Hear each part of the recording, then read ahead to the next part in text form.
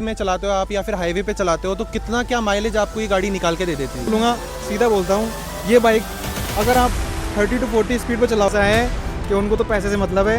Experience ऐसा है, उनको पैसे दिखा दूँ आप, वो आपके चरणों में आपके हाथ रख दे। स्लिप बहुत ज़्यादा होती है, ज़रा सा ब्रेक लगता है, स्लिप मतलब आप थोड़ी देर में लेटे पाओगे रोड पे। So hello and welcome to my YouTube channel. My name is Deepesh और आज अपन बात करने वाले हैं ओनरशिप एक्सपीरियंस की, जो कि रहने वाला है अपना टीवीएस राइडर 125 का। लेट्स सी क्या ओनर क्या चीज़ें बताते हैं अपन को, इंटरेस्टिंग जो फैक्ट्स हैं वो रिवील करते हैं। इस वीडियो में अपन पूरा ओनरशिप रिव्यू लेने वाले हैं कि आपको ये जो बाइक है वो खरीदनी चाहिए या नहीं खरीदनी चाहिए। जितने भी इसके अंदर जो लूप होल्स हैं या फिर जो भी अच्छे पॉइंट्स या बुरे पॉइंट्स हैं, दोनों ही अपन इस वीडियो के अंदर कवर करने वाले हैं। So let's start the video. So upon owner को बुला लेते हैं, उनसे बात करते हैं क्या क्या चीज़ें रहने वाली है। Let's talk. आ जाओ भाई साहब। So how are you? Fine. तो आपके बारे में थोड़ा सा इंट्रोडक्शन दो, क्या आप क्या करते हो, क्या नाम है, क्या नहीं? वो तो सबको पता है। नहीं, गाली नहीं देना। फैमिली देखती है, वरना मैं ऐसे गाली दूं, ऐसे गाली दूं। आप देख तू। तो मेरा नाम है मितेश जांगेड और मैं एक डॉक्टर हूँ। उसी के साथ में इस बाइक को मेरे को ओन करते हुए 3 मंथ से ज़्यादा हो गया है और मैंने इसको 3000 के समथिंग चला लिया है। सो भाई आपका एक्सपीरियंस कैसा रहा अब तक इस गाड़ी के साथ 3 मंथ्स के अंदर? तो वो मेरा तो एक्सपीरियंस काफ़ी अच्छा रहा है। मतलब ये सिटी राइड्स के लिए, लॉन्ग राइड के लिए काफ़ी बेस्ट बाइक है। मतलब इससे अच्छी बाइक मैं बोल नहीं सकता।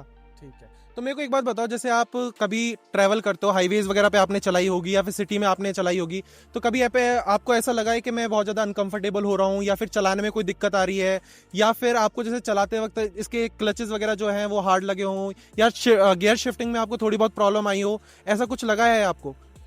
नहीं, ऐसा कुछ नहीं है इसमें। इसके गियर शिफ्टिंग काफ़ी स्मूथ है, उसी के साथ में इसकी क्लच वगैरह काफ़ी, मतलब आप बैठोगे ना तो आपके साथ में ही मिल जाएंगे। जैसा कि मैं बोल सकता हूँ कि आप बैठोगे तो आप फील नहीं होगा कि आप एक बाइक चला रहे हो, और जैसे स्पीड पर जाओगे ना तो ये बिल्कुल वाइब्रेशन वगैरह कुछ नहीं करती और काफ़ी अच्छी चलती है। मतलब कहने का मतलब। सो मेरे को एक बात बताओ कि जो सिटी में चलाते हो आप या फिर हाईवे पे चलाते हो तो कितना क्या माइलेज आपको ये गाड़ी निकाल के दे देती है रियल लाइफ के अंदर?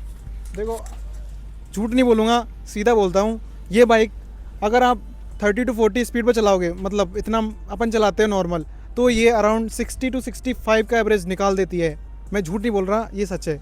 और अगर आप इसे भगाते हो मतलब 70 to 80, तो ये 55-40 तक निकाल देती है। सो आपको मेरे को एक बात बताओ कि जो इसके डिज़ाइंस हैं या फिर जो आपने कलर लिया है, क्या आपने ब्लैक कलर से सोच के लिया था या फिर ऐसे ही? देखो, ब्लैक कलर बचपन से फेवरेट है, वो तो मेरा भी है। इतना चुभने लगा हूँ सबको। तो मेरा फेवरेट है। मैं आधी से ज़्यादा चीज़ ब्लैक ही खरीदता हूँ, तो मुझे बाइक पसंद ब्लैक में मेरे को मतलब अच्छी लगी, तो मैंने ये ब्लैक चूज़ किया। अच्छा, तो मेरे को एक बार बताओ, जैसे कि आप टीवीएस के शोरूम वगैरह गए होंगे, तो आपने कभी ऐसा लगा कि भाई वो लोग गलत बिहेव कर रहे हैं, या फिर मैं जानना चाह रहा हूँ कि आपका एक्सपीरियंस कैसा रहा टीवीएस वालों के साथ? देखो, एक्सपीरियंस तो ऐसा है कि उनको तो पैसे से मतलब है। एक्सपीरियंस ऐसा है, उनको पैसे दिखा दूँ आप, वो आपके चरणों में आपके हाथ रख देंगे, मतलब आपको अपने हाथों पे चलाएंगे। उनका तो ये है। हाँ, तो एक्सपीरियंस मतलब ठीक ही था ऑलरेडी? अच्छा है मतलब। तो मेरे को एक बात बताओ, जैसे अभी तक आपने सर्विस वगैरह करा ली होगी, इसकी पहली सर्विस हो गई है इसकी? हाँ, पहली सर्विस हो गई इसकी। सो आपका ना सर्विस एक्सपीरियंस कैसा रहा था? साथ साथ में जब आपने फर्स्ट सर्विस कराई थी तो आपकी कितनी कॉस्ट आई थी फर्स्ट सर्विस के अंदर? देखो, वैसे तो सर्विस इसकी फ्री रहती है, लेकिन इसका ऑयल का कॉस्ट लगता है, वो अराउंड 400 से 500 लगा था। मतलब फाइल चार्ज, मतलब उसमें पूरा इंक्लूड करके? पूरा इंक्लूड करके।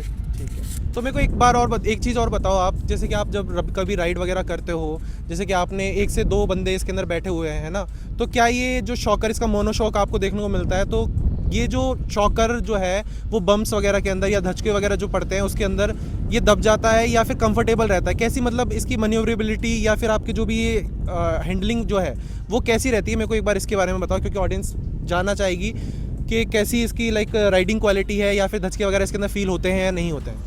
देखो, अपन एक बैचलर हैं, उसी के साथ में अपने फ्रेंड सर्किल काफ़ी लंबा होता है, तो उसमें अपन अप्रोक्स 3 बंदे तो आते ही हैं, तो उस पर जब 3 बंदे बैठेंगे। अलाउड नहीं करते हैं, अलाउड तो नहीं करते, 2 अलाउड है तो 2 ही बैठ सकते हैं, बट फिर भी फ्रेंड सर्किल है तो उसमें यार दोस्त वगैरह तो अब बोल दे तो यार छोड़ना पड़ेगा उनको, तो 3 बंदे बैठते हैं तो शॉकर थोड़ा दबता है इसका। हाँ, तो ऐसे कभी ग्राउंड क्लियरेंस में प्रॉब्लम आई है इसके? नहीं, इतना तो नहीं आती।